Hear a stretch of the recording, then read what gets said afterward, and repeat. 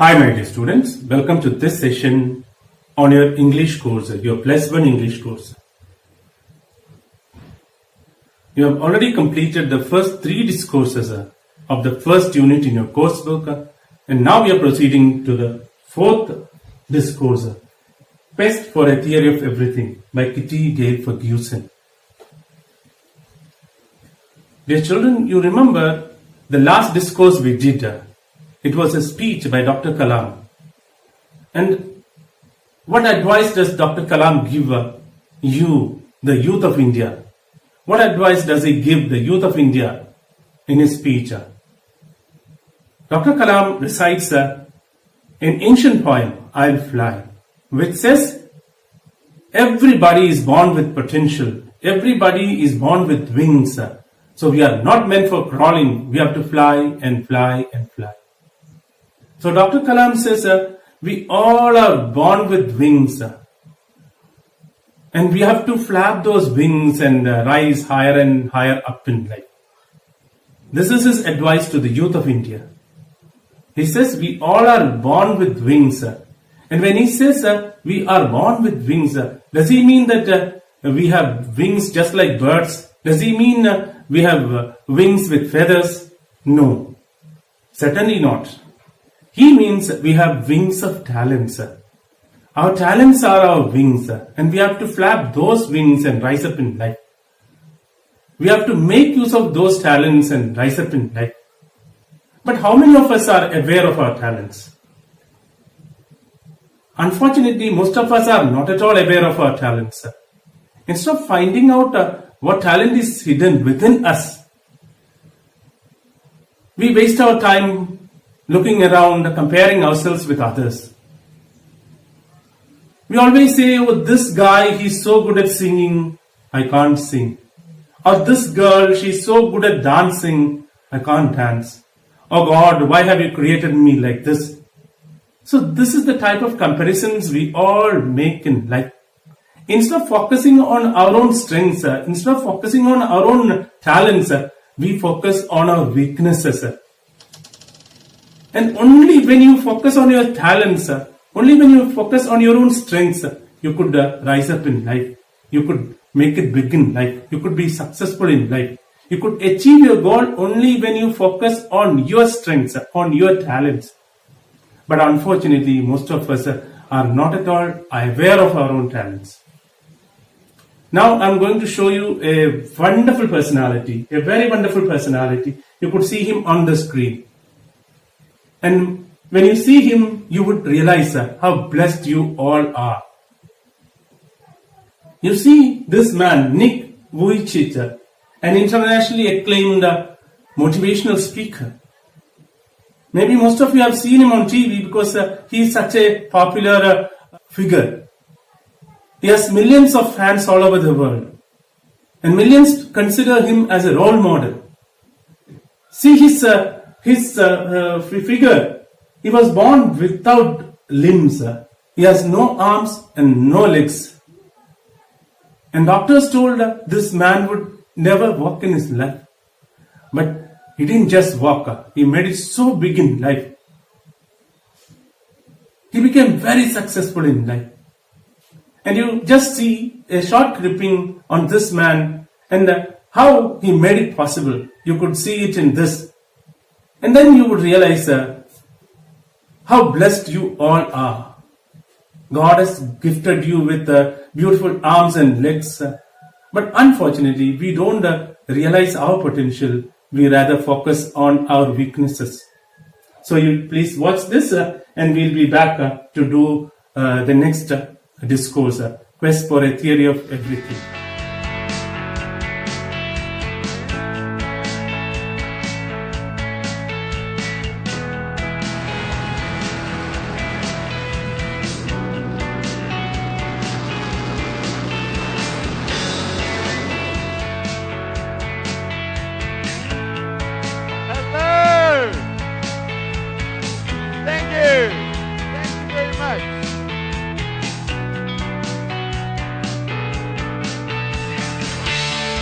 My doctors never thought that I'd be able to walk, and today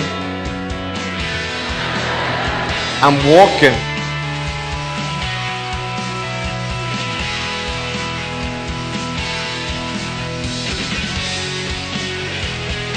Don't be afraid of work, don't be afraid to try, don't be afraid to network, and don't be shy. Go out and try, and you never know who you may inspire along the way. Dear children, you have just seen Nick Vujicic not just walking, you have seen him swimming, surfing, and even skydiving. And you have seen him making public speeches, and he went on to become one of the most sought after motivational speakers of the present period.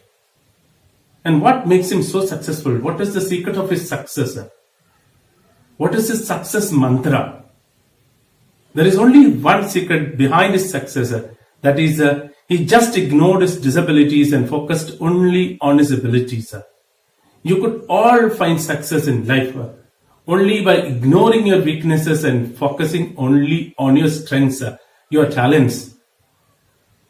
Dear children, now we are going to read about another wonderful personality, even more wonderful than the one we have met now. Because Nick, though he has no arms and legs, he has a very healthy body. But the person we are going to read about had an almost fully paralyzed body. At 21, his doctors told her he had only 2 more years to live. At 35, he got confined to a wheelchair. And at 42, he lost his speech as well. But he never gave up. He kept on fighting against all odds to become the supernova of world physics. And by the time he died at the age of 76, in 2018, he was widely regarded as the second most intelligent man on earth, next only to Albert Einstein. That is his success story. And he is Stephen William Hawking. You could see the photograph here. Stephen William Hawking, a world-renowned mathematician and physicist. And we are going to read a short profile of this inspiring personality, Stephen Hawking. But before we read that, I would like you to watch a short documentary film on this man. This film was made in 1977 by the BBC. But it would certainly help you get an idea about the hard struggle he fought against his disabilities, his physical disabilities, to become the supernova of world physics. So dear children, let us watch it and come back to read this short profile on Stephen Hawking. Black holes have gripped the imagination of a young generation of theorists like these at Cambridge University. Experience with equations in that form. So. As ideas are stretched to the limit, the acknowledged leader in black hole theory is Stephen Hawking. He and another British theorist, Roger Penrose, laid down the basic principles 10 years ago. They said the black hole would possess at its center an even stranger object. All the matter of a star collapsed to a geometric point, a singularity where gravity crushes particles out of existence. Oh, you would like me to draw a cylinder on the board? Fine. A grave physical handicap makes Stephen Hawking's work all the more remarkable. For 13 years since his student days, he's fought a wasting disease of nerve and muscle. When his wife Jane married him, he wasn't expected to live very long. Now they've 2 children, Lucy and Robert. No self-pity for Hawking. With a physical handicap, he says, you can't afford any psychological ones. And although the gentle gravity of the planet Earth confines him to a wheelchair, in his mind, he masters the overwhelming gravity of a black hole.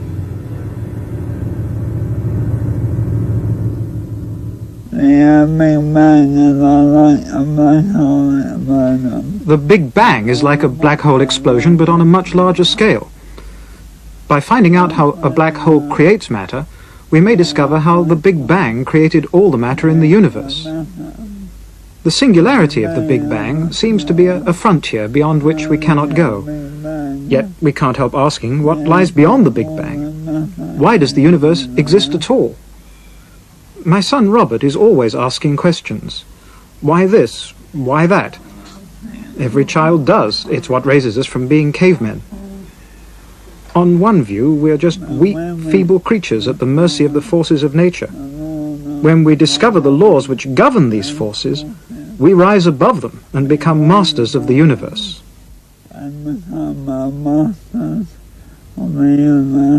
Dear children, I'm sure you have got a very clear idea about how Stephen Hawking fought against this crippling disease right from a very early age.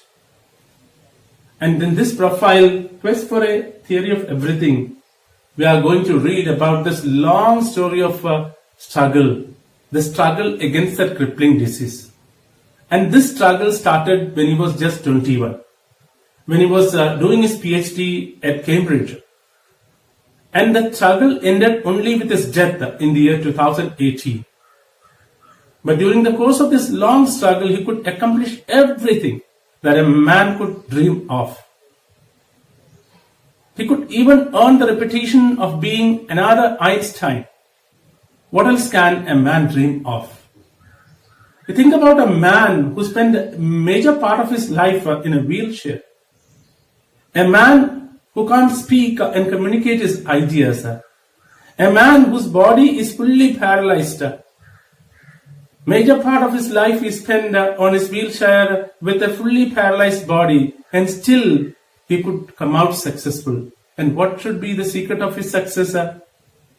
He could succeed because he ignored his disabilities. He didn't worry too much about his disabilities, rather he focused only on his abilities and went on to become the supernova of world physics. So we are going to read this short profile of this inspiring personality, Stephen William Hawking. The title of the profile is Quest for a Theory of Everything, and it is written by Kitty Gail Ferguson. You could see her on the screen. Kitty Gail Ferguson, an American author, and she is very well known for her science and her biographies.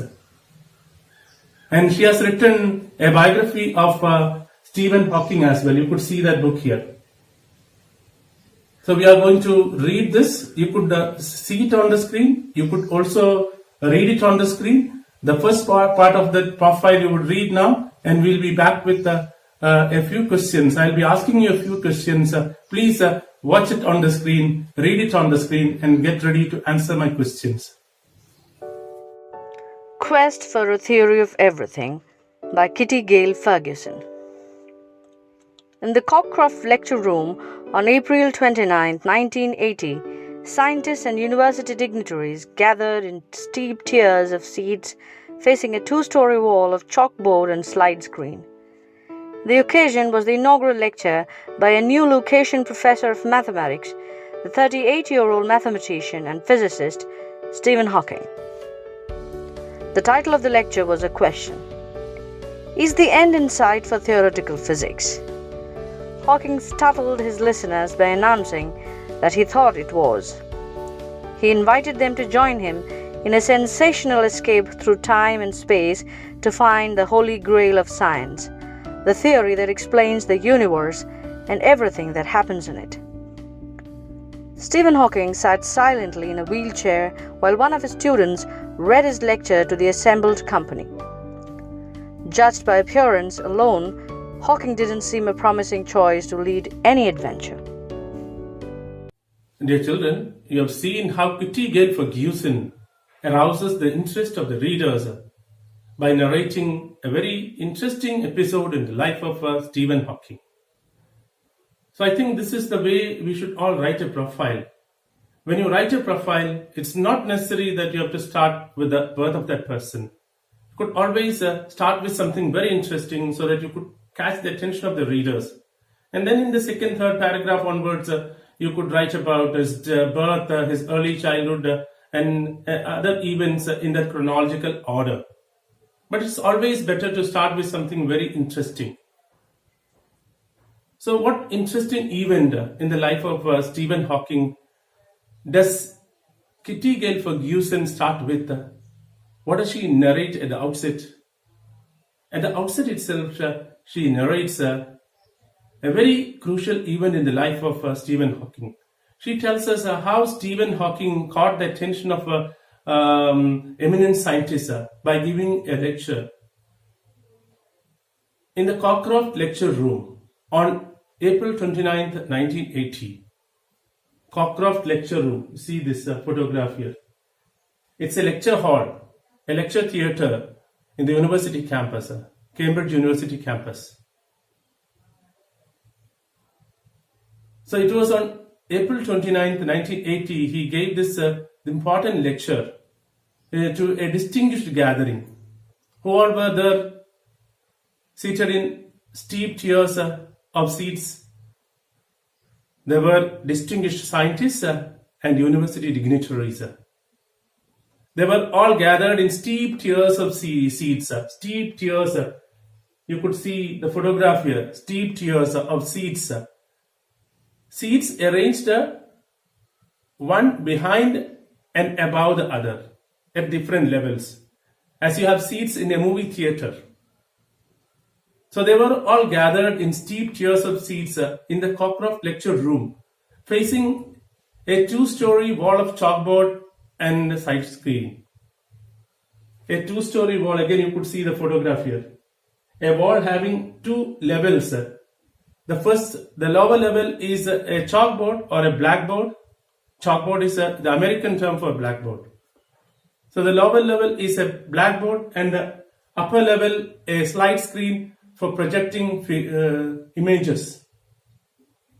So they were all seated facing this 2-story wall of chalkboard and slide screen. And what was the occasion? The occasion was the inaugural lecture of the new location professor of mathematics, Mr. Stephen William Hawking. He was the new location professor given here. Location professorship is a mathematics professorship in the University of Cambridge. It is one of the most prestigious posts in the University of Cambridge. And Mr. Stephen Hawking held this post for 30 years. So he was giving his lecture in the Cockcroft Lecture Room. And how did he startle the audience at the outset itself?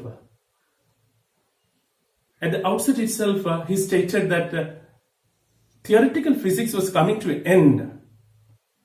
He stated that the end was in sight for theoretical physics. What is theoretical physics and how is it different from experimental physics? In experimental physics, you rely on experiments to prove your findings. Whereas in theoretical physics, you rely on mathematical models and assumptions.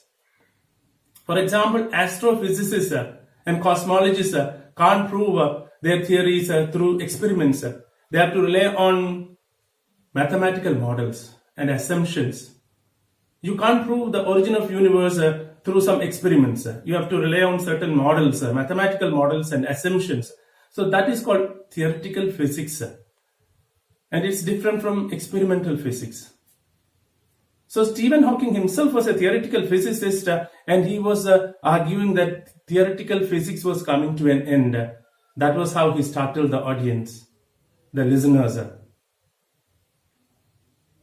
And he invited the listeners to join him on a long trip, on a journey, a sensational journey through time and space to find the Holy Grail of science.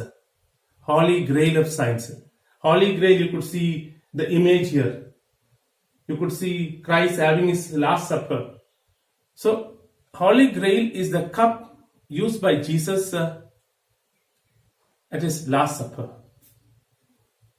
And medieval legends say that a lot of warriors went in search of this cup. Nobody could ever find it. So it became symbolic of anything that is elusive. It became symbolic of anything that is hard to achieve. So what is the Holy Grail of science according to Stephen Hawking? According to him, theory of everything is the Holy Grail of science. And he was in the quest for such a theory. And he invited the distinguished gathering to join him on this journey to find the holy grail of science. That is the theory of everything. That was what he was telling, that the theoretical physics was coming to an end, because he thought he was almost there. He thought he had almost formulated the theory of everything. And once he could formulate the theory of everything, the theoretical physics would have no relevance. Theoretical physics would come to an end. This was his argument. But who was delivering this lecture? Was Hawking himself delivering the lecture? Unfortunately, Hawking was simply seated there in the wheelchair, and one of his students was delivering the lecture. And the author says he didn't seem a promising choice to lead such an adventure. He was inviting the audience to join him on such an adventure, but he didn't seem a promising choice. Why does the author say he didn't seem a promising choice? The author says so because this man could not even get up and deliver his lecture. He was seated in his wheelchair. He was physically so weak. So nobody would believe that this man would be able to lead them on such a sensational journey through space and time to find the holy grail of science. So at the outset, nobody was so much impressed because he looked so frail, so weak, so physically disabled. So nobody had much faith in him. But once he gave the lecture, he caught the attention of the audience, which comprised of eminent scientists and university dignitaries. So this turned out to be a very crucial event in the life of Stephen Hawking, because he could catch the attention of all scientists with that single lecture. So dear children, we have come to the end of it. Now we are passing on to the next part of this profile. In the next part, we are going to read about the birth and early childhood of Stephen Hawking. We'll read it and come back for further discussion. Stephen William Hawking was born on 8 January 1942 in Oxford, England. It was exactly 300 years after the death of Galileo, the father of modern science. Frank and Isabel Hawking, Stephen's parents, were not wealthy, but they believed in the value of education. So they planned for Stephen to go to Westminster, a famous public school in the heart of London. Unfortunately, Stephen was ill at the time of the scholarship examination for Westminster. Therefore, he attended the local St. Albans school. By the time he was 8, he was thinking seriously about becoming a scientist. Frank Hawking encouraged his son to follow him into medicine, but Stephen found biology too imprecise. He wanted a subject in which he could look for exact answers and get to the root of things. Young Stephen was no prodigy. He was just an ordinary English schoolboy, slow in learning to read, his handwriting the despair of his teachers. He was ranked no more than halfway up in his class, though he now says in his own defense, it was a very bright class. At 14, Stephen knew what he would pursue: mathematics and physics. His father called this impractical, for there were no jobs in mathematics except teaching. Moreover, he wanted his son to attend his own college, and Oxford offered no mathematics. He followed his father's advice and studied chemistry, physics, and only a little mathematics in preparation for the entrance into Oxford. He did well in physics, and the interview was brilliantly accepted. Dear children, in this part of the profile, we read about the birth and early childhood of Stephen Hawking. And when and where was he born? He was born on 8th January 1942. And what was so special about this date? There's a very striking coincidence here. He was born exactly 300 years after the death of Galileo Galilei, the father of modern science. He was born on the death anniversary of Galileo. And there is a striking coincidence about his death as well. He died on 14th March 2018, the birth anniversary of Albert Einstein. These are just coincidences, but we find it very interesting. And which school did his parents want Stephen Hawking to join?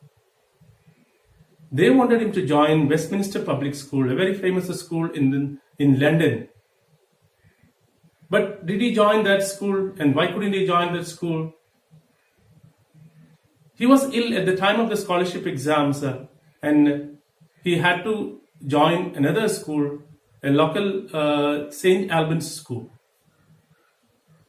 So, what did he want to become at the age of 8? Right from that early age, what was his plan for future? Right from the age of 8, he wanted to be a scientist. And did his father approve of this idea? No, his father wanted him to follow his footsteps. His father was a doctor, and he wanted Stephen Hawking to take up medical profession. Did he want to follow his father's footsteps? No, he didn't want to follow his father's footsteps because he didn't find biology so interesting. Biology never gave him accurate, exact answers. And he wanted to study a subject that would give him exact answers. Subjects like physics, maths, etc. give you exact answers. For example, in maths, 2 plus 2 is always 4. So he wanted to study such a subject. And what kind of a student he was at school? What kind of a student he was at school? At school, he was just an average schoolboy, an average student. He was never one of the toppers in the class. He was always ranked halfway up in the class. And his handwriting was the despair of his teachers. And he was very slow to learn to read. In that way, he was never a prodigy. He was never a promising student. He was just an average student. And what did Stephen want to pursue for higher studies? He wanted to pursue physics and mathematics for his higher studies. But his father called it impractical. Why did his father say it was impractical? His father said it was impractical for 2 reasons. One is maths did not offer any job opportunities except for teaching. Another was his college, his father's college did not offer mathematics. His father was working in the university college, and that college was not offering any course in mathematics. So he didn't want his son to follow mathematics. He wanted his son to follow biology, physics, and chemistry. And finally, which subjects he took up for his higher studies? Finally, he took up chemistry, physics, and a little mathematics in his preparation for admission to Oxford. And he did well in these subjects, and his interview was brilliantly accepted, and he was assured of an admission to Oxford University. So, dear children, we'll read the rest of the profile now. The next part of the profile we are going to read, and we'll be coming back for further discussion on that. In 1959, at the age of 17, Hawking went to Oxford to study natural science and to specialize in physics. He joined University College, his father's college, and the oldest at Oxford, founded in 1249 AD. Nevertheless, for about a year and a half, Hawking was lonely and bored. He was not inspired to relieve his boredom by exerting himself academically. But halfway through his second year, he began enjoying Oxford. He became popular and well accepted among his peers. They remember him as lively, buoyant, and adaptable. He wore his long hair, was famous for his wit, liked classical music and science fiction, and took part in sports. However, at the end of the third year, Hawking almost floundered. He selected theoretical physics as his specialty. He had then applied to do a PhD at Cambridge and was accepted on condition that he got a first from Oxford. Hawking was confident that he could get through successfully, but as the examination day approached, his confidence failed. Hawking ended up disastrously on the borderline between a first and a second. Faced with a borderline result, the examiners summoned Hawking for an interview and questioned him about his plans. In spite of the tenseness of the situation, Hawking managed to come up with the kind of remark for which he was famous among his friends. If I get a first, I shall go to Cambridge. If I receive a second, I'll remain at Oxford. So I expect that you will give me a first. He got his first and he went to Cambridge. His first year at Cambridge was worse than that at Oxford. His slipshod mathematical background caught up with him, and he found general relativity extremely tough. Another far more disastrous problem arose then. During his third year at Oxford, Hawking started getting clumsy. He had fallen once or twice for no apparent reason. The following autumn at Cambridge, he had trouble tying his shoes and sometimes he had difficulty talking. Dear children, you have read how Stephen Hawking had a very normal college life at Oxford. For the first 1.5 years, he felt so much bored, he felt so much lonely. But towards the end of that second year, he started enjoying Oxford and he became very famous among his peers. But again, by the end of the third year, he floundered. Floundered means struggled mentally. He floundered towards the end of that third year. He lost his focus and he started showing the initial symptoms of that lifelong disease as well. So what do his peers, Stephen's peers, remember about Hawking's college life? What do they remember about his college life? They remember Stephen Hawking as a young boy, as a lively, buoyant, adaptable young boy who loved classical music and science fiction.